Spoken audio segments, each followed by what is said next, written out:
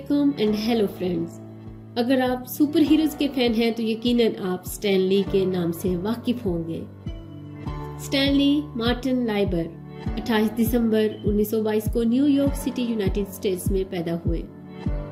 Spiderman, X Men, iron man, Hulk, Thor और black panther जैसे super heroes को मुतारफ करने वाले और पूरी दुनिया में शोहरत पाने वाले Stan Lee American comic books के राइटर, एडिटर, फिल्म एग्जीक्यूटिव और प्रोड्यूसर थे। उनके वालिद जैक लाइबर टेलर मास्टर थे। इसके अलावा उनके खानदान में उनकी वालदा जॉन सेलिया और छोटा भाई लैरी लाइबर भी शामिल थे। स्टैन ली के वालिदैन के माली हालात कुछ मुनासिब नहीं थे, इसलिए बचपन में ही उन्हें गुर्बत का सामना करना पड़ा। हालात इतने बुरे थे कि स्टैन ली को अपने छोटे भाई के साथ एक ही बेड पर सोना पड़ता था। उनके वालिदैन को तो बेड भी दस्तयाब नहीं थी। स्टैन ली ने जब कुछ होश संभाला तो उनके वालिदैन द ब्रोंक्स शहर में मुंतकिल हो गए और स्टैन ली को वहाँ के मकामी स्कूल में दाखिल करवा दिया गया। बचपन में स्टैन ली को किताबें पढ़ने का बहुत शौक था और वो फिल्मों से भी बहुत मुतासिर थे।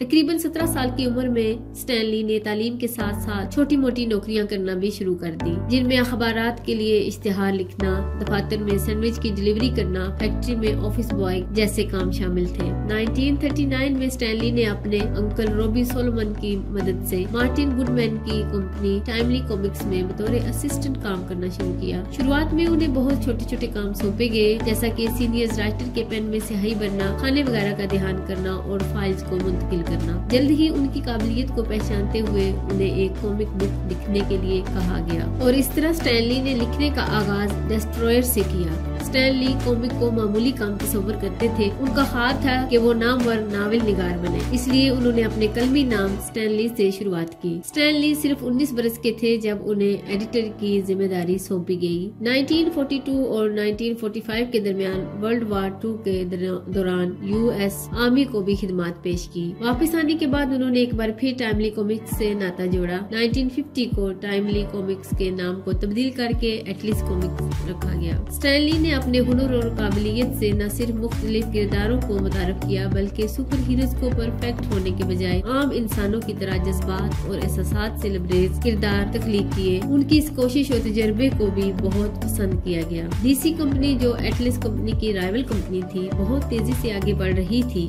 और इसे सिर्फ स्टैन ली ही मात दे सके। 1960 में स्टैन ली ने बतौर मुसन्निफ और एडिटर मार्वल के अरूज को बरकरार रखते हुए जैक कर्बी और स्टीव डिट्को के ताउन से कॉमिक बुक में ऐसे किरदारों को तख्लीक किया जो नौजवानों में बहुत मकबूल हुए। 1961 में स्टैन ली और जैक कर्बी ने एक super hero team fantastic four बनाई जो लोगों ने बहुत पसंद की। उस कामयाबी ने स्टैन ली को मजीद जैक कर्बी के साथ मिलकर काम करने का मौका फराहम किया। फैंटास्टिक फोर की कामयाबी के बाद ही एक बार फिर कंपनी के नाम को बदलकर एटलिस कॉमिक्स से मार्वल कॉमिक्स रखा गया। स्टैन ली और जैक कर्बी ने फैंटास्टिक फोर के बाद Spiderman, iron man, Hulk, Thor और डॉक्टर स्ट्रेंज में भी काम किया। 1972 में स्टैन ली मार्वल के पब्लिशर बन गए। कहते हैं मेहनत और लगन सच्ची हो तो कामयाबी यकीनी बन जाती है। वो स्टैन ली जिन्होंने कंपनी के वर्कर के लिए छोटे छोटे काम किए, एक वक्त ऐसा भी आया कि वो कामयाबी की बुलंदियों को छूने लगे और अपनी मेहनत से मार्वल कंपनी के प्रेसिडेंट और एग्जीक्यूटिव वाइस प्रेसिडेंट बन गए।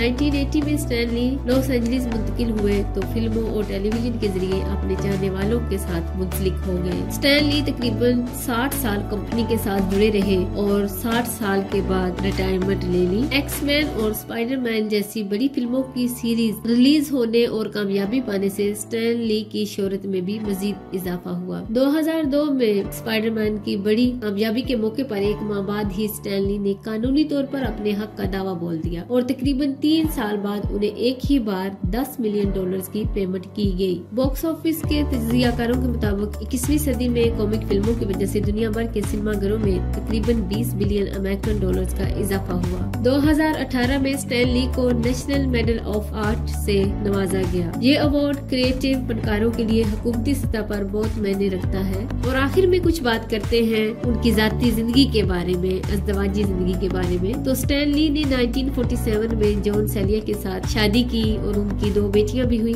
एक बेटी तो पैदाइश के कुछ दिनों बाद ही वफात पा गई थी। 2017 में उनकी शरीके हयात साथ जॉन सेलियर भी चल बसी और तकरीबन 1 साल बाद 12 नवंबर 2018 को स्टैन ली खुद भी इस दुनिया से कूच कर गए। मगर ऐसे लोग जो क्रिएटिव होते हैं, जो खुदादाद सलाहियतें रखते हैं, उनका काम हमेशा जिंदा रहता है, उनका नाम हमेशा जिंदा रहता है और उनके चाहने वाले, उनको प्यार करने वाले हमेशा उन्हें याद रखते हैं और ऐसे नाम हमेशा अमर हो जाते हैं जो अपनी मेहनत और लगन से कुछ करके जाते हैं इस दुनिया में। इसी तरह एक ये चमकता हुआ सितारा स्टैन ली थे जो आखिरकार 12 नवंबर 2018 को इस दुनिया से कूच कर गए। मे ही रेस्ट इन पीस। आप देख रहे हैं सोफिया यासीन दिल से और मैं हूँ सोफिया यासीन। इसी के साथ चाहूंगी इजाजत। अल्लाह हाफिज।